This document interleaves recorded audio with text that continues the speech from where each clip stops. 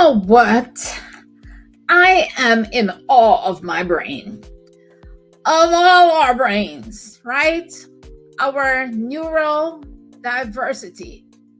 I am in awe of all of it. The things my brain can do, it's a miracle. The way it's made to protect me, support me, make me unique. Dang. It just hit me a couple of weeks ago one day as I was thinking about my ADHD issues and my mental health challenges and the ways in which my brain accommodates me is just dope. Hey, Marilyn. Hey, sister.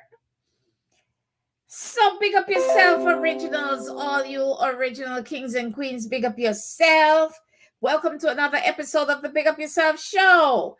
On this show, we share inspirational stories of strength and resilience that help to heal. We celebrate ourselves over here. We have some deep, thought-provoking conversations, but we make space for fun too. So there's some travel content and some fun episodes. So if any of this interests you, subscribe and join the community. Turn on the notification bell so you don't miss an episode. At the very least, you guys, give us a thumbs up. But please, please, please leave a comment to support us. Drop a heart or a wow, if nothing else. All right? And welcome.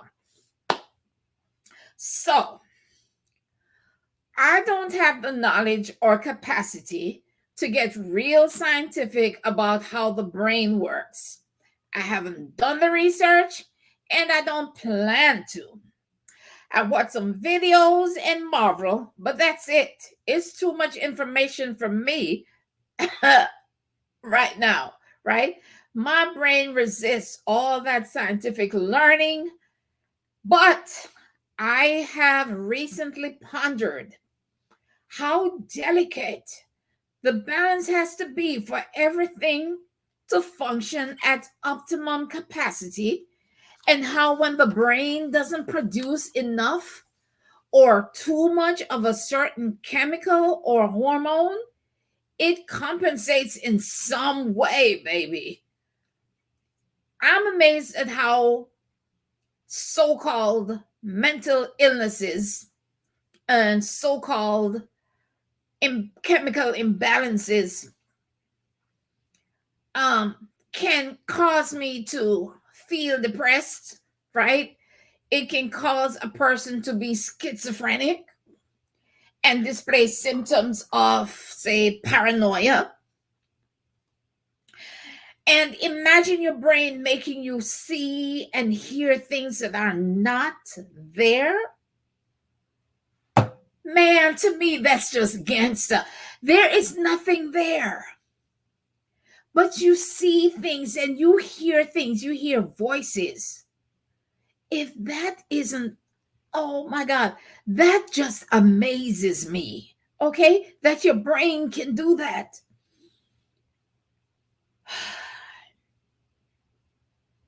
One time, after a domestic violence incident, I was conscious of myself splitting. And I was consciously hiding that I was being beaten and had just been beaten the night before. And to me, I was hiding. I was walking around the neighborhood in plain sight with bruises on my face and on my body. But to me, I was hiding. My rationale was, if they see me walking around in broad daylight with these bruises, they won't think that I'm getting beaten, because why would she walk around with bruises on her face and her body to show the world that she is being beaten? I don't know if that makes sense to you, but that was my thought process. I was trying to hide the bruises by walking around in the community with the bruises on my body, right? And I was conscious while I was doing that of the split, right?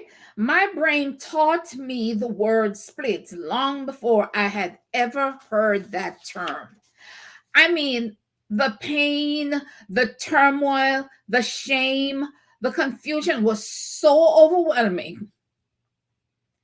My brain rushed to protect me by creating a whole other person. A whole other person who was more capable, or just another person to help bear the emotional burden. Split personality, they call it, dissociation. My brain analyzed my circumstances and my state of mind and protected me from completely losing myself. It created another person to help me. That's dope as hell. That's badass. If I hadn't split, right, to divide the weight, I would have lost my mind completely. Right? That's partially a function of neuroplasticity too. The brain adapts to support, this coping mechanism. And I want to big up my brain today. Oh yeah, I celebrate my brain. Leave a comment, please, if you are grateful for your brain. And please subscribe to this channel and support your sister. Give a thumbs up and drop a comment, man. Oh yeah, make it look so. Drop a comment, no? Drop a comment, man. And press the thumbs up button. But I also wonder about me being a polymath. I wonder about my many talents and my different interests. And I wonder why I don't stick to one thing. I'm always exploring something else. I wonder about how hard I have to work to stay focused. How hard it is for me to organize my life. I have a neurodivergent brain. And by the way, I was listening to a doctor linking ADHD with autism. And I want you to check out that video, right? It's called What's the Difference Between ADHD and Autism? The link is in the description box. Check it out. ADHD is linked to autism. It's one of the family of neurodivergent functionalities of the brain. Yeah, but my brain just wants to do what it wants to do. It wants to be free. It doesn't follow a particular pattern all the time, right? For the most part, my brain is not neurotypical, and I love that about it. I've wondered about the way I can do something a certain way one time, and then I can't replicate that thing the same way another time. I can cook a mean curry chicken yesterday, and for the life of me, I can't do it the same way today. My brain takes me up one day and down the next, and sometimes from minute to minute, it's switching, right? And they call me moody. It makes me anxious when things are out of alignment. It knows when conditions are not right in my life or in my energy field. So it goes on high alert and alerts me with tremors and uncomfortable sensations that I take medicine to control. Yeah. But my brain can use a panic attack to get a message to me, to get my attention. It can go into overdrive and be like that for hours or days and then fix itself and calm right down with or without medication. And I'll go through a panic attack and come out of it. And if I don't address that issue, guess what? There will be another panic attack until I address that concern. My brain is that sophisticated.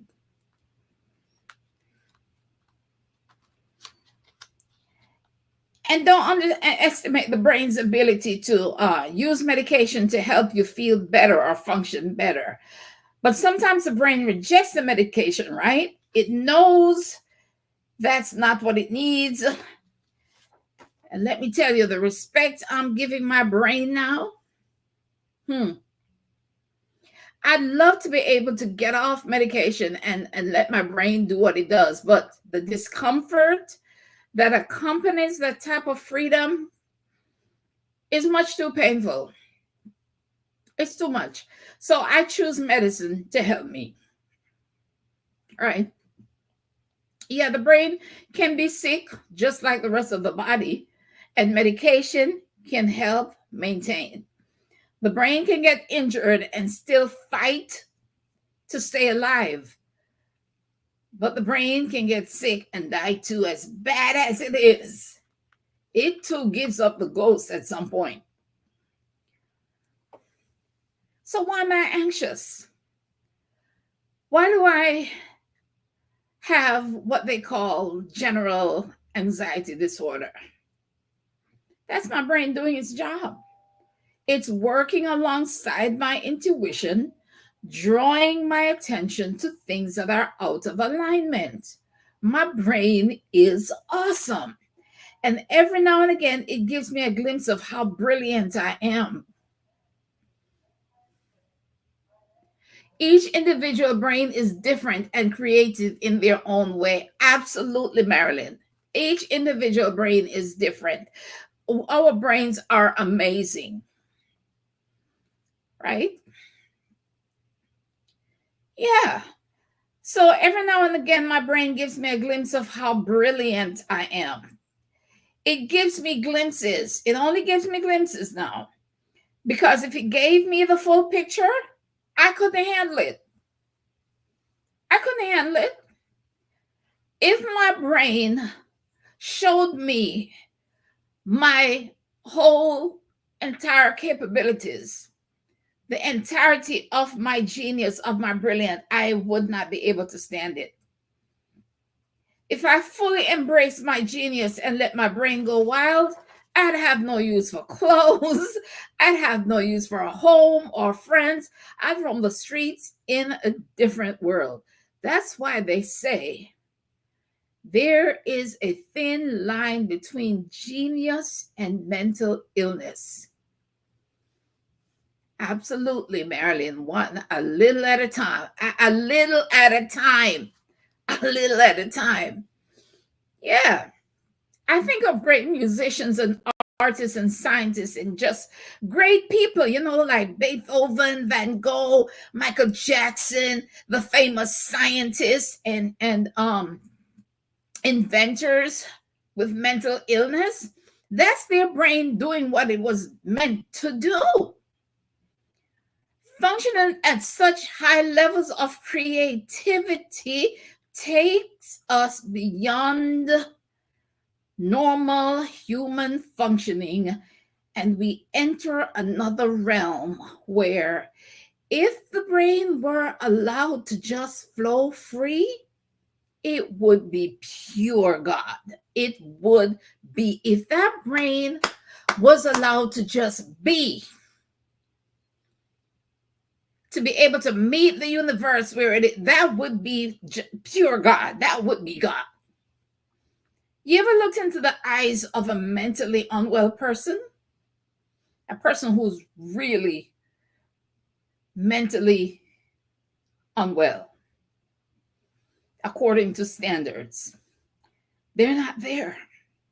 They're someplace else in a different dimension. We can't reach them where they are. You ever wonder what goes on in those minds? How do we know that they're not in a realm somewhere that we can't even fathom? where there's no verbal language or behavior that can contain that level of creativity or of being. How do we know that these people are not in some communication with God that we in our sanity can't access? Things we could never comprehend. I'm telling you, the brain is amazing. Sometimes and very often we can medicate someone to keep them functioning in certain ways so that we can relate to them, right? Now I do take medication, because when I don't, I'm in pain, physical pain in my body. I'm lethargic, exhausted all the time. I'm sad, and the anxiety is debilitating. And for the most part, my brain uses this medicine to help me. That again, to me, is amazing. That the brain is so powerful all by itself, but it regulates to work with my medication to help me. There are times when medication does more harm than good, and the brain causes reactions to let us know that too. It rejects the medication altogether, and sometimes it doesn't calmly welcome artificial chemicals, right? It puts up resistance by way of side effects. But the brain is so dope, it can regulate and after a while adjust to the medication and help you feel better. That's why sometimes when we're taking a new medication, the side effects are so unpleasant that we stop taking the medicine. We don't give it a chance to help. But your brain will regulate if you are able to go through that adjustment period while your brain and your system is getting used to the medication. I'm telling you, the best medications that have worked for me have come with very, very unpleasant side effects where I was tempted to not continue. But I said, let me give it a chance. That's how desperate I wanted healing. Let me give it a chance. And after it's settled, medication works great for me, right? And for some of us, no amount of medication can make our brains normal or neurotypical. The brain is just gonna brain. So is it broken then? I don't know. I say we can probably bend the brain, but not break it. I don't know. In those cases, the brain is just more sophisticated than our medicine. It's just gonna brain. I don't know, because the brain, I don't know, right? Because the brain can get sick and die too. So, but as bad as the brain is, it too just decides sometimes that this is a fight I can't win, and it gives up the ghost. And the brain can get injured and bounce back, or it can fight. The brain can fight to stay alive and do something badass like go into a coma just to survive. Oh my God. Just to keep you alive. And then you can talk to it and you can play music and do things while it's in a coma, and it can fire up again. Or imagine people recovering from a stroke or multiple strokes and going back to doing things they did before. People like Rodney Perry, David Arnold. Hey, did you know that a lot of comedians have had strokes and continue to do comedy? I don't know about you, but to me, that's incredible. The brain's ability to rewire itself, to regenerate and regrow cells. Oh, man. Leave a comment, y'all. I've seen perfectly healthy people snap and become what we would term mentally unwell. Doing brain stuff. And I've seen unwell people take medication and are different and well functioning. First time I saw that, I marveled. People out of control one day and then take medication, and a few days after that, they're lucid again, beginning to function according to societal norms. Now, when my brain is not on medication, right?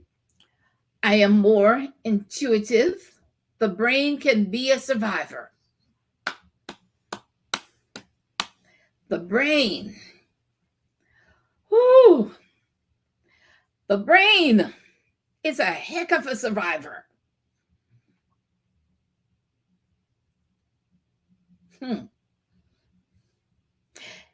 Yeah. So I was saying my brain, when it's not on medication, I am more intuitive. I am more spiritual. I am more creative. My conversations are deeper, and I can see things and dream things that come to pass. And I hear things not in a schizotypical way, right? But, I get downloads when I am not on medication, but I'm also sad, in pain, and my life is a wreck and out of control when I'm not on medicine.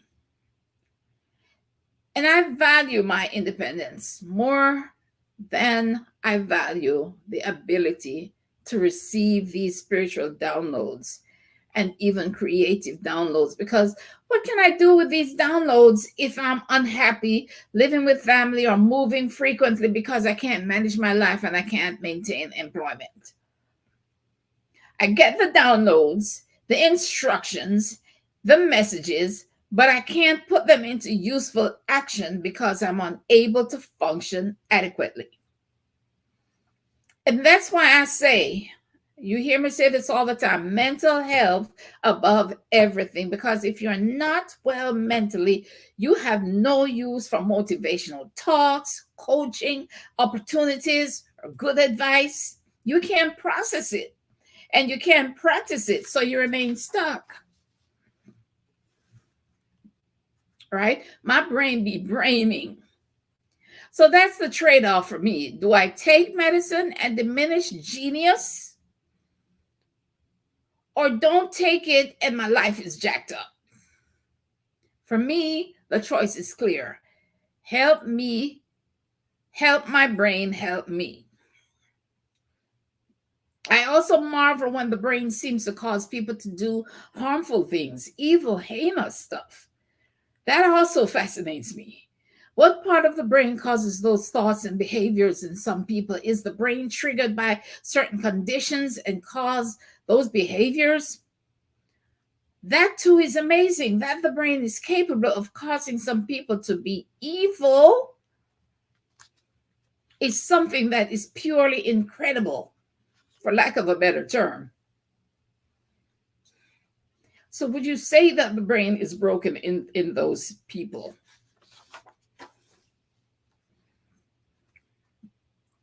My brain hosts some interesting thoughts, right? Let me just tell you, my brain hosts some very interesting thoughts. And I can jump up and do some random impulsive things because my brain said it seemed like a good idea. Yeah, they diagnosed me with bipolar, but I diagnosed myself with ADD until they began to pay attention and begin to concur. ADD now is called neurodivergence, right? So now it's sexy to have ADD and ADHD. And there's more tolerance for things like autism. Dang, autism. Man, you ever observe someone with autism? all the behaviors that seem off, that seem different to us, the way they operate and communicate in the world, right? The brain can make you run around all day, make you communicate in your own unique way. That brain is amazing, man. Think of a child drawing scribbles. A child drawing scribbles on a sheet of paper, and it makes no earthly sense. But we praise them. We praise them that they have the ability to make scribbles on a sheet of paper. They did something incredible. Likewise, with, say, an autistic brain, the behaviors don't make sense, but that brain helps them to do those. That's their brain help them to do those things is incredible. Incredible. And daydreaming is dope as heck. Daydreaming is creative space. You're trying to do one thing, but your brain wanders off to something more compelling. Something over here is pulling your brain's attention because that thing is more interesting and exciting than the thing that you are trying to focus on. Try meditating. No, your brain wants to go off and invent something, right? A lot of inventions came out of daydreaming, and we're forced to control it, forced to conform. Daydreaming is not encouraged. Get back to the task at hand. Just be normal, controlled, and controllable. Daydreaming is dope, though. Your brain remembers what it wants to remember and obscures what it doesn't. Things that happened to me, I don't remember fully, yet I was there. I was there when it happened, but I don't remember it. Sometimes I can't remember what happened, what I opened the fridge for, but I can remember things from 50 years ago. And what happens in your brain when you are okay? Okay.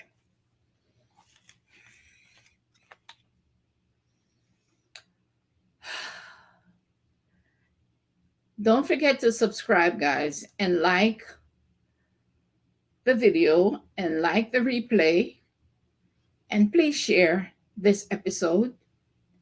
Turn on the notification bell when you subscribe and leave a comment or just say hey. That helps us very much when you leave some little comment. Please do it when you like the video. But what happens in your brain when you are given, say, a date rape drug and terrible things happen to you while you're unconscious or semi-conscious? I don't remember trying to I remember trying to escape. I don't remember the journey to the door, but I remember being at the door trying to open it to escape. I don't know if I had clothes on or not. I don't remember. But he caught me at the door and I passed out again. And I didn't come to till the next morning back in my bed in intense pain. Things happen to you while you were unconscious or semi-conscious and you don't remember them, or you have memory gaps.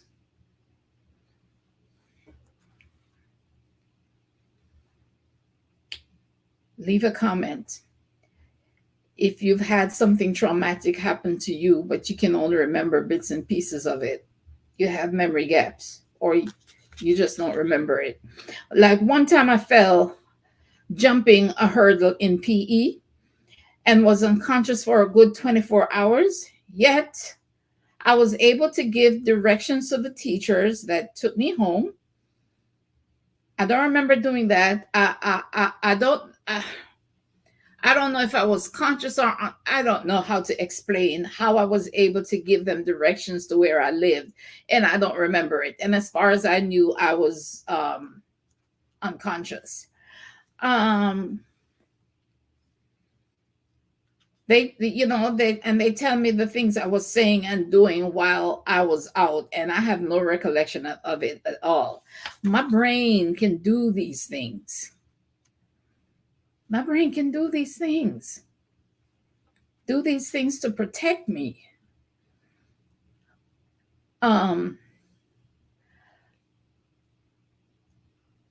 I have another story, but I think I'm not going to tell this story now because I think I've shocked you enough already.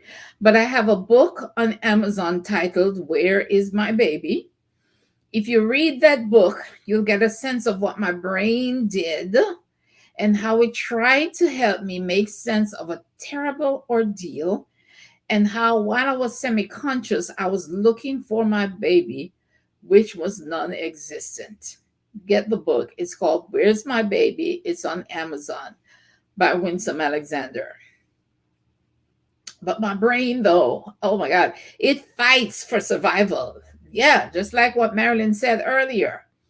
It fights for survival, and it fights for my survival. Whether it's sending signals to warn me of danger or signal opportunity, whether it's helping me forget or remember, protecting me, or it's helping me experience pleasure or joy, or it's helping me create things. My brain is dope. Your brain is dope. But I'm just as dope, okay? We're just as dope because I can control some of the things, some of what my brain does with my thoughts. I can control some of what my brain does with my thoughts, with my words, right? My brain wants to do what it wants to do, yet it complies when I give it instructions. When I control my thoughts, my words, and actions, my brain supports me in that. It does what I tell it to do and puts neural messengers to work to support my will. Dope. And I'm practicing and teaching visualization now. In fact, I have a clinic coming up in November on the 24th. I'm going to teach some visualization techniques using our brains and other things that will help us create things, right? And bring them to pass, because we think, therefore we create, and our thoughts create things. We get to put our brains to work to get us what we want. Yeah, because thoughts create things, and those thoughts live in our brains until we manifest them in the world. But there's a way to do it effectively. It's not just holding an image in your mind. There's more to visualization. And in the clinic, I walk you through some practices to help you master some of these techniques. So get on the wait list. There are only 12 spots. There's a $50 discount for those who sign up from the wait list. And once you join the wait list, I will send you an email with further information and the cost and the payment link, etc. Yeah, my brain is always working to support me, even when it looks like it's not. My brain develops what they label mental illness to help me cope. My brain is I just rhymed. My brain just made me rhyme. My brain develops what they label mental illness to help me cope. My brain is dope. I can heal physical ailments by activating a thought, and my brain goes to work with my body to bring about that healing. That's just badass. Thank you, brain. I have the utmost respect for you. Don't take your brain for granted, you guys. Marvel at the things it can do and the things it does for you, and be grateful for the way it works. All right? Tomorrow, I'll be on Marissa Price's channel discussing healing from shame, and I will do a quick healing light visualization practice. It's at 7 p.m. CST on Marissa Price on YouTube. Please join us. Don't forget to like the live and the replay.